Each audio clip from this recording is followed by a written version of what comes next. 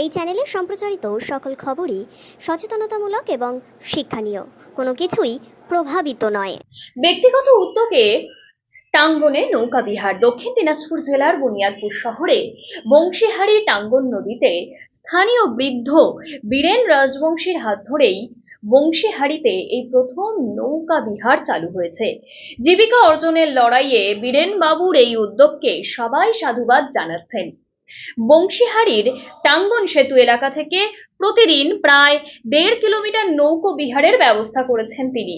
মাথাপিছু 50 টাকা করে নেওয়া হয় নৌকা ভ্রমণ বা উপভোগ করার জন্য।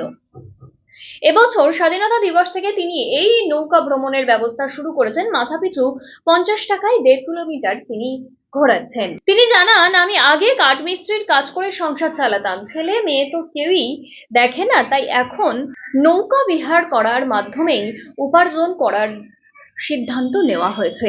দেখুন তিনি আরো কি বললেন। এই ব্যবসাটা, এই যে টাঙ্গনের বুকে আনন্দ বিহার, কতদিন ধরে ব্যবসাটা শুরু করেছেন? 15 আগস্ট থেকে। 15 আগস্ট থেকে, স্বাধীনতা দিবসের দিন থেকে।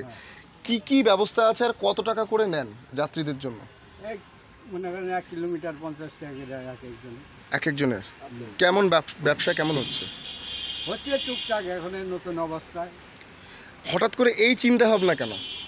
ওই চিন্তা মানে ঘরের কাজ করতাম, চলতে পারি না, ওই জন্য ওই কাজটা করে নিচ্ছি। আপনার বয়স কত? বয়স 72। ভাতা পান? ভাতা পাই। বাড়িতে ছেলে মেয়ে রয়েছে? ছেলে মেয়ে আছে। তবুও তাহলে এই কাজ করছেন কেন? মানে ছেলে মেয়ে দেখে না। আচ্ছা, আপনার বাড়ি কোথায়? বাড়ি মির্জাপুরে। আপনার নাম? বীরেন রাজবংশী।